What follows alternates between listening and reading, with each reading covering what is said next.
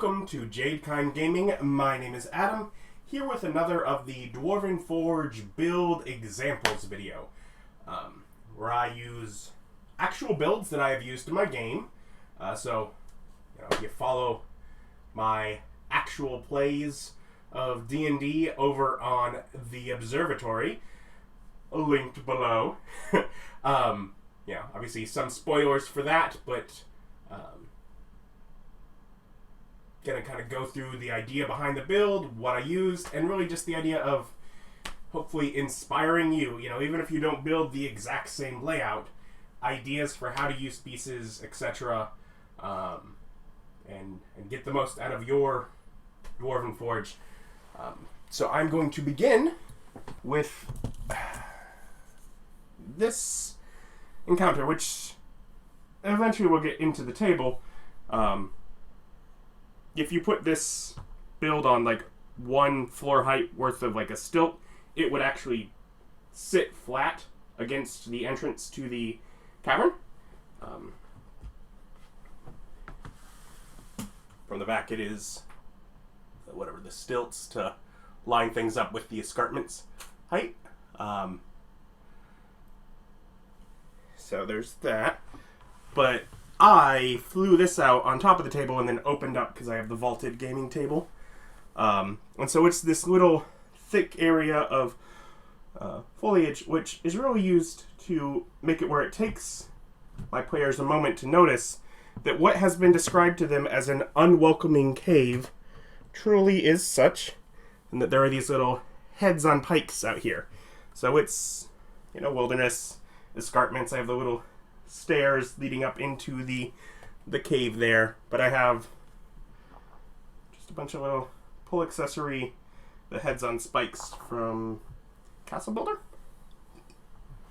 And so just a little entrance piece to set the stage, and then we go through what is kind of an S-curve.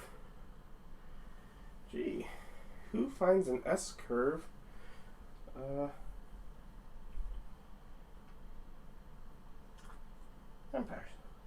Vampires do. So no light gets in. So we get into our first little room that is cavernous. And you can start to see it's going to go into buildings because there's actually like doors there and such. And you can see some stonework over on the side. But it is a cavernous opening. So just sort of a little tunnel. So basically mapping out their escape if they choose to run. And then I just have a little chair back here. Let's not stand in the light. Sitting kind of behind this large stalagmite, which, once they got far enough in, I revealed had a vampire sort of sitting in wait. So, little immediate room. If they manage to keep things quiet, then they don't alert further individuals. I do the same thing again in this next room, where we get into the dungeon proper. Same, a chair there. If they manage to get in and dispatch of them quickly, they won't alert the next room. But if they don't, then the next room gets to start, we'll say, waking up before the party is in there. We're just now on to dungeons, and I used the I forget what they're called. The walls that have the little metal tab to complete this, so I can use this floor here. Then we get into our big open main encounter room. I use the big columns to show this is a tall room because I actually have stairs going up to a casket, like on the front center. I have this pool, which is the water pool there, and then I made this thing out of red glue. It curls up. If I find a way to make it better, improve on it, I'll probably do a short video and show how I do that, but basically it's pour glue onto another surface and cut it into a circle.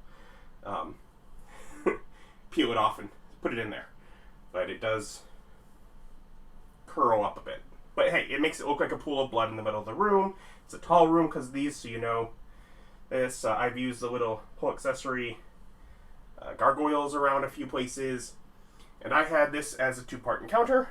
One where all 4 of these popped open and a bunch of vampires came out. And then afterwards, the boss vampire was going to come out, but they managed to foil that plan. I've used the special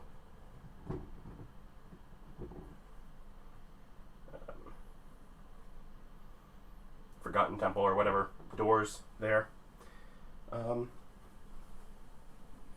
then we have a diagonal door here, so it's a symmetrical room, except that diagonal on that side is a door, this one isn't, where it continues into the room with torture devices and cooking, and there's I had lots of goblets and wine bottles of blood and such, and this is where the Nosferatu was in wait working on things, maintaining the keys.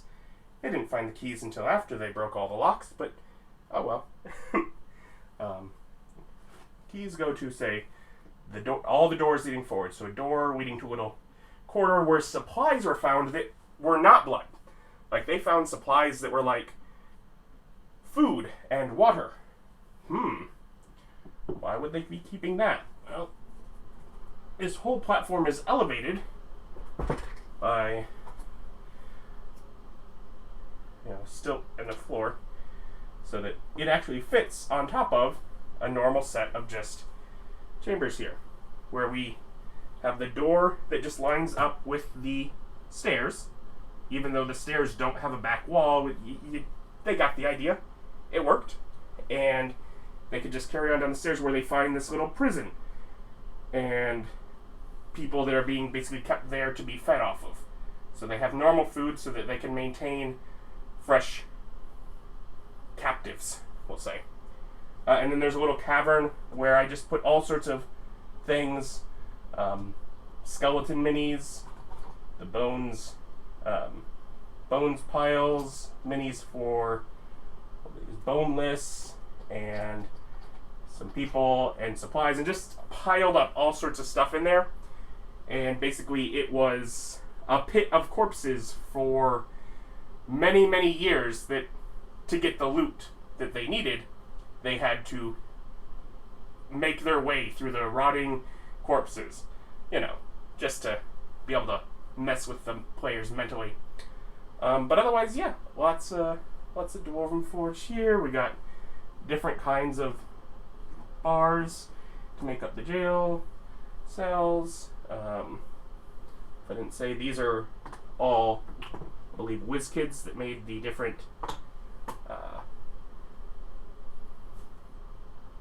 coffins, whatever they are. I think the little torture devices I have in here are actually like bones that I painted up. Probably a combination of bones or WizKids, tables and chairs and barrels, or bones, WizKids, and Dwarven Forge for all that little dressing. I put this little arch blocker at the back of this, just like as an idea of if they had food, they may need to prepare it, so it's like an oven or something.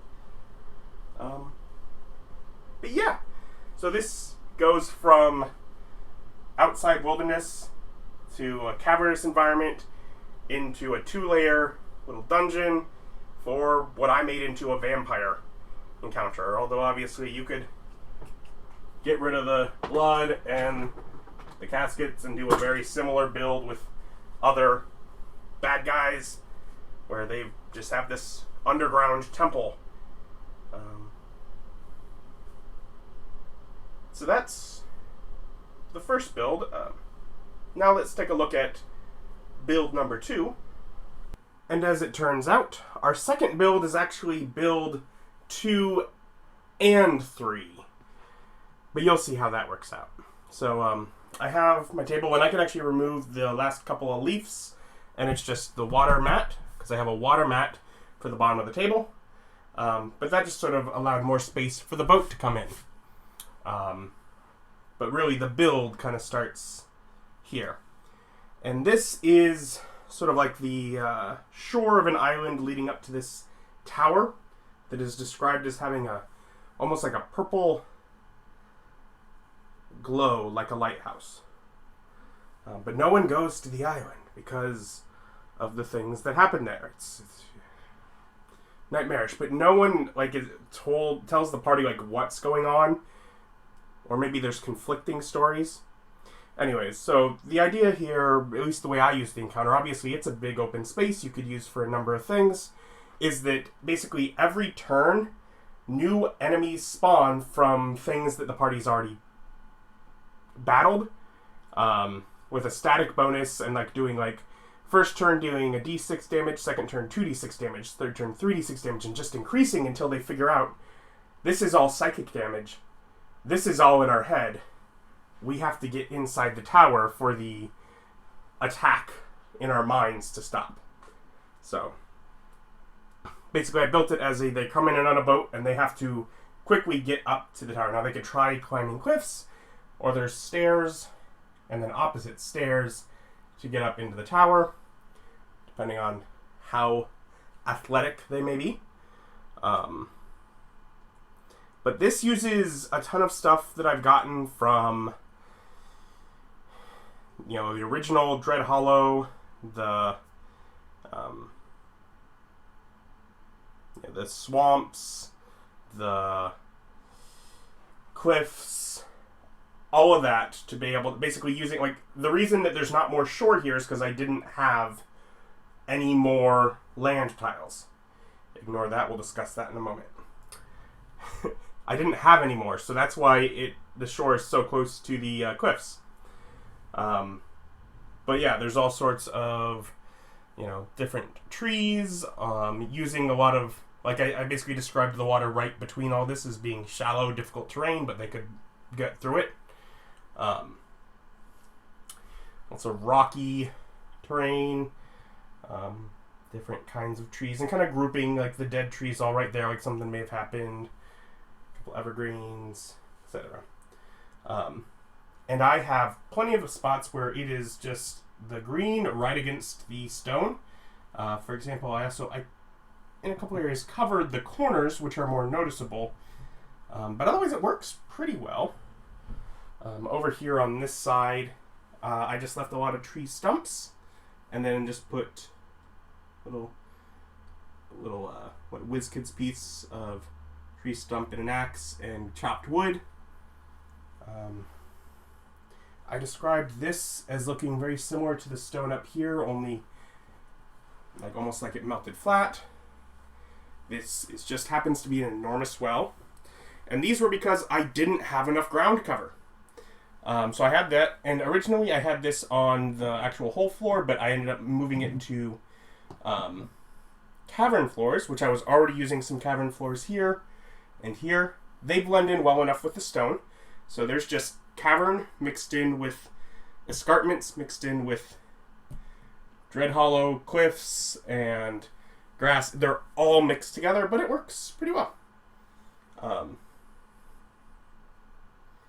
So yeah, but I ended up switching this because you'll see as this morphs into build 2 that this goes away.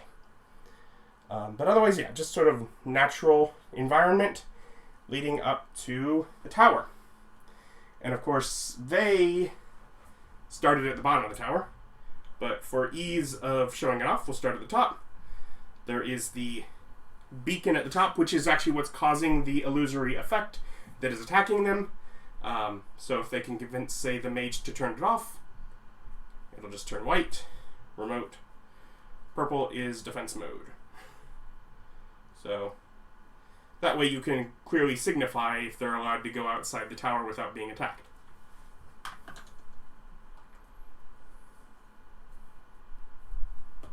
And this just uses, I have the little griffins on the corner posts, and these battlements or escarpments, I forget what they call it. And just a normal, I believe that's a dungeon floor where I needed the opening, because I didn't have any for castles, so the color is off. But whatever. And there's a ladder here, that's how they got up to it.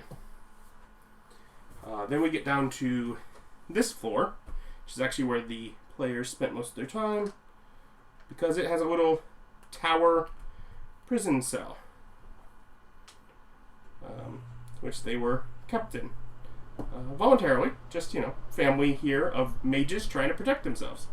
But so they were brought up here, and that is using the posts that hold these two together.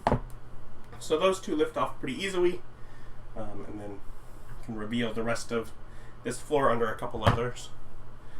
There's a little table and some chairs where they could have a meeting here off to the side to discuss things. And otherwise just sort of this open floor here. I used the bottomless pit terrain tray so that there's just black between the hole and the floor for the stairs, because I don't actually have the stairs connecting here because I didn't have enough to connect all the floors together. And the reason that the tower is in fact a 1 foot by 1 foot, at least originally, is so that it's very easy to take apart. This is the floor that the players actually in my game basically skipped. They were walked up and through it, but they did not explore it really. It's the side where on the front I have hooked the banners to kind of decorate the place up. I basically described this room, but they didn't see what was in any of the other rooms. I have the bedroom of the mages that live here. I have the bedroom of their son, which has a little combat dummy, because literally, like, if they'd got to know him, he is a child alone with nobody to talk to, living with his mage parents. So whole lots of drama there, but they did not get into any of that. And then I have this actual mage's sanctum, which directly from parent bedroom there is secret door. You can go directly in there. But I got a little alchemical station, some bars, lots of kegs, barrels, lots of things like that for alchemical stuff. And then this sort of pedestal in the middle with gems and such. So we have this. And then we have our ground floor, which they did actually spend a fair bit of time in. Because this is where they entered. This is where, by the time that they got to the tower, the family was starting to look at them, trying to figure out who is invading our island. And figure it, and because they're not trying to protect themselves from people coming in, they're trying to protect themselves from the great monster on the island, so they were just kind of curious as to who's fallen into the trap by mistake. And they were cautious, but welcoming of them, as they have this massive table, and they just, little chairs at the end. And a lot of the dressing throughout all of this is, some of it is Dwarven Forge, other is WizKids. Some of it might even be painted stuff from Reaper Bones.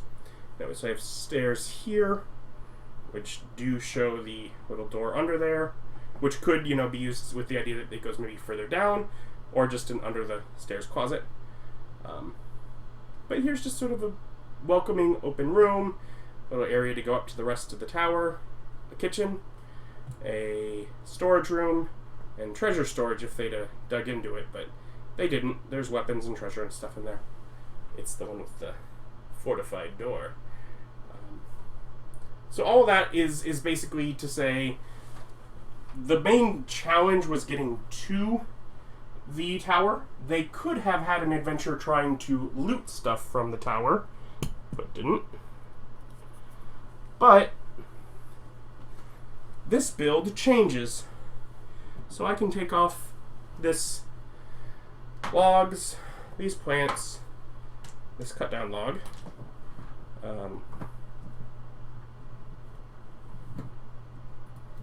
Take off the little lantern here. Get rid of this. Take away all of these stones that are in the build. Lift this off. Put them all in here, because this is just going to take the entire thing off here.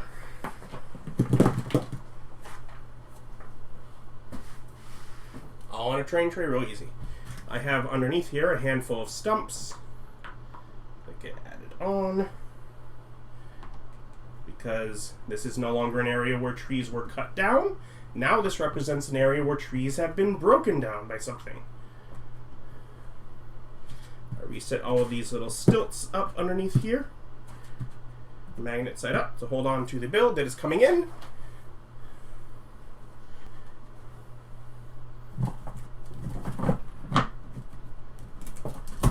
Ta-da! Take this, add this here.